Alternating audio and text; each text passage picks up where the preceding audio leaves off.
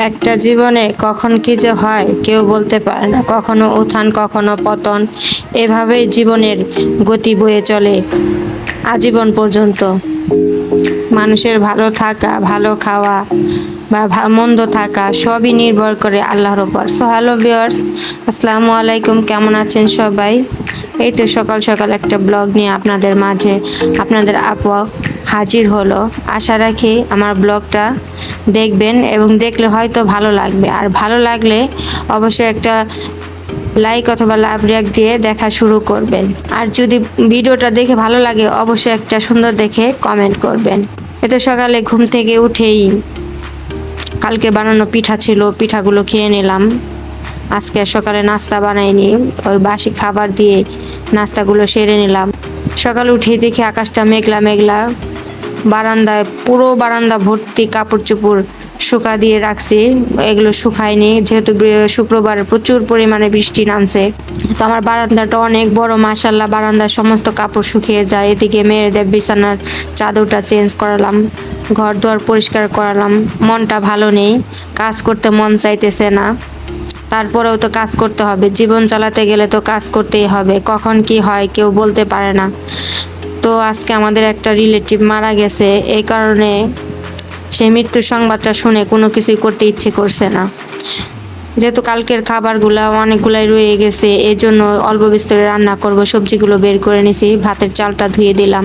তো এই তো আজকে ভর্তা করব, যেহেতু কালকে মাংস খাওয়া হয়েছে, পিঠা খাওয়া হয়েছে, এই কারণে আলু বেগুনের ভর্তা করব। নিরামিষ আইটেমই তৈরি করব।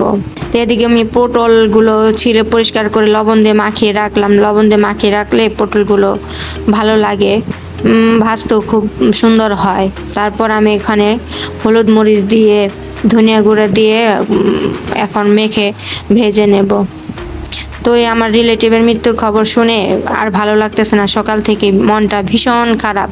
অনেক অল্প বয়সে মারা গেছে, কথাটা মৃত্যু সংবাদ শুনে আমি বিশ্বাসই করতে পারিনি সে মারা গেছে।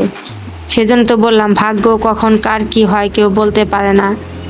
এই ভালো এই মন্দ, জীবনের গতি কখন যে থেমে যাবে কেউ বলতে পারে না। আজ আছি তো কাল নেই। তো এদিকে আমার পটল ভাজা প্রায় হয়ে আসছে, নরম হয়ে আসছে, এখন এটা ভাজা ভাজা করব। আর ও চুলায় ডিম ভেজে নিলাম, আবার ডিম ছাড়া তো চলবে না। মুরগির মাংস তরকারি আছে, কলিজা ভুনা আছে, ডাল রান্না করা আছে, তারপরও আজকে যে ডিম ভাজি, পটল ভাজি, ভর্তা এগুলোই করলাম। ভর্তাটা খেতে মন চাইতেছে আজকে, কাজই করতে ইচ্ছে করছে না, তারপরও কাজ করলাম। রান্না করব না বলেও তারপরও 3 রকম আইটেম তৈরি করলাম। তো দেখেন মাশাআল্লাহ আমার পটল ভাজিটা হয়ে গেছে। দেখতে কিন্তু অনেক লোভনীয় লাগতেছে, খেতেও কিন্তু মাশাআল্লাহ অনেক ভালো লাগে। গরম গরম ভাত দিয়ে 1 প্লেট ভাত খাওয়া যায় শুধু পটল ভাজি দিয়ে। তো এদিকে আমি ভর্তাটা মেখে নিতেছি, পেঁয়াজ আর শুকনা মরিচ টেলে নিছি। তো কাঁচা পেঁয়াজ আর শুকনা মরিচ দিয়ে ভর্তা খাইলে এটাই ভালো লাগে। এখনকার কাঁচা মরিচ দিয়ে ভর্তা করলে অতটা ভালো লাগে না, শুকনা মরিচ দিয়ে ভর্তা করলে বেশি ভালো লাগে। তো অনেক দিন পর ভর্তা করতেছি, ভর্তা করা হয় না অনেক দিন। তো বেগুন দিয়ে আলু দিয়ে মিক্সড করে ভর্তা করলে এই ভর্তাটা খেতে মাশাআল্লাহ অনেক ভালো লাগে। তো আমার ভর্তা করা হয়ে গেছে, এত ভালো লাগতেছে কিন্তু দেখে অনেক। তো ফলোয়ার্স ভাই বোনেরা, আমার ভিডিওটা যদি ভালো লেগে থাকে অবশ্যই সুন্দর দেখে একটা গঠনমূলক কমেন্ট করবেন এবং ফলো দিয়ে আমার পাশে থাকবেন। আপনাদের সাপোর্টে আমি এগিয়ে যেতে পারবো। তো আজকের মতো আমার ভিডিওটা এখানেই রাখছি। আল্লাহ হাফেজ।